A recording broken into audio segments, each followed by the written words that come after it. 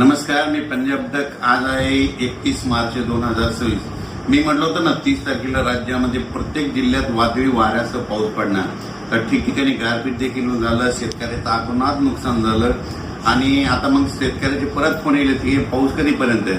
तर राज्यातल्या सर्व शेतकऱ्याला सांगू इच्छितो की त्या मागील अंदाजात सांगितलं की राज्यामध्ये 3 तारखेपासून 3 एप्रिलपर्यंत पाऊस पडणार आहे.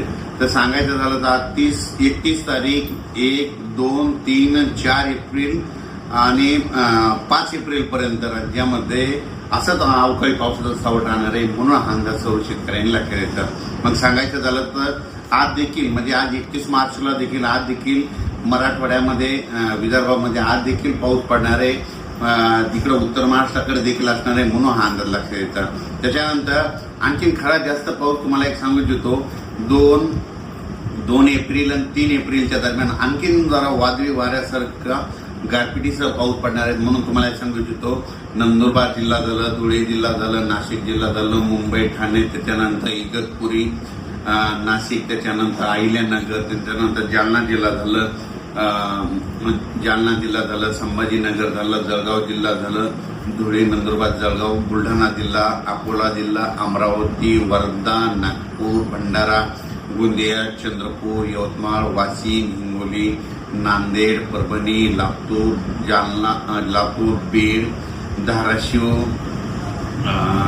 त्याच्यानंतर जालना, त्याच्यानंतर अकोला, अमरावती ह्या पट्ट्यात आणि त्याच्यानंतर इकडं साताऱ्यापासून म्हणजे कोल्हापूर, सातारा तसेच पुणे ते तसा पट्टा संगमनेर, अहिल्यानगर, जळगावपर्यंत चांगल्या स्वरूपाचा पाऊस पडणार आहे. काही ठिकाणी खूप गारपीट पाहायला भेटणार आहे.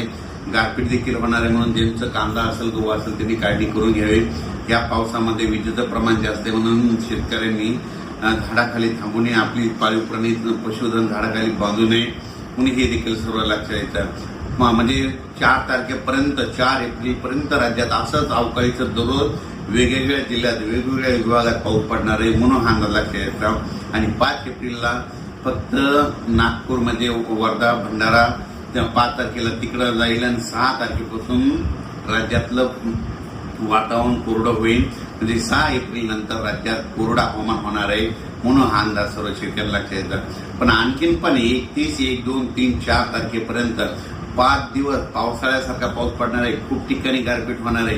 काही जणांना म्हणजे आतापर्यंत गारपीट ज्या भागात झाल्या तिथं देखील गारपीट पाहायला भेटणार आहे. म्हणून हे अंदाज सर्व शेतकऱ्यांना लक्षात येतात. खास करून शेतकऱ्याला सांगू इच्छितो जे कांद्याचा पट्टा आहे म्हणजे साताऱ्यापासून ते असा बारामती, पुणे म्हणजे जवळपास 150 गाव आहेत. तर पुणे अशा कोकणपट्टी, त्याच्यानंतर अहिल्यानगर, बीड जिल्हा, संभाजीनगर, इकडे नाशिक, जळगाव ह्या पट्ट्यामध्ये जरा जास्त गारपीट होणार आहे. म्हणून हा अंदाज त्या कांद्याच्या शेतकऱ्यांना लक्षात येताना आपण आपले कांदे असं तर काढून झाकून ठेवायचे.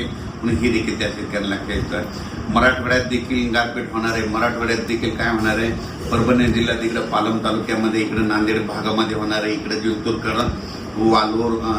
वालोर जिंतूर परिसरामध्ये होणार आहे. ही देखील मराठवाड्याच्या परभणी जिल्ह्यातल्या शेतकऱ्यांना अंदाज लक्षात येतात. त्याच्यानंतर लातूर जिल्ह्यात देखील काही ठिकाणी गारपीट होणार आहे. म्हणून हे देखील लातूर जिल्ह्यातल्या शेतकऱ्यांना अंदाज लक्षात येतात. बीड जिल्ह्यात देखील कडा, आष्टी, इकडं पाथर्डी भागामध्ये, त्या भागात पैठण ह्या परिसरात देखील काही ठिकाणी गारपीट होणार आहे.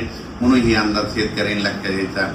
म्हणजे सांगायचं झालं तर अकोला जिल्हा, बुलढाणा जिल्हा, तर बुलढाणा जिल्ह्यात घाटाच्या खाली म्हणजे शिंदखेड राजापासून ते बुलढाणा, चिखली त्या परिसरानं घाटाच्या खाली खूप प्रमाणात मोठ्या प्रमाणात गारपीट होणार आहे. म्हणून शेतकऱ्यानं आपली जनावरे, पाळीव प्राणी, पशुधन व्यवस्थित ठिकाणी ह्या 4 एप्रिलपर्यंत बांधून ठेवून स्वतःचं संरक्षण करावे. अकोला जिल्ह्यात देखील गारपीट होणार आहे. अमरावती जिल्ह्यात देखील होणार आहे. वर्धा जिल्ह्यात देखील गारपीट होणार आहे. यवतमाळकडे देखील होणार आहे. म्हणून हा अंदाज सर्व शेतकऱ्यांना लक्षात येतात. म्हणजे सांगायचं झालं तर 4 एप्रिलपर्यंत दररोज वेगवेगळ्या भागात 1 दिवस आड पाऊस पडणार आहे. म्हणून हा अंदाज लक्षात यायचा. आणि या पावसामध्ये विजेचं प्रमाण जास्त असल्यामुळे हे देखील लक्षात यायचं. म्हणून हे देखील लक्षात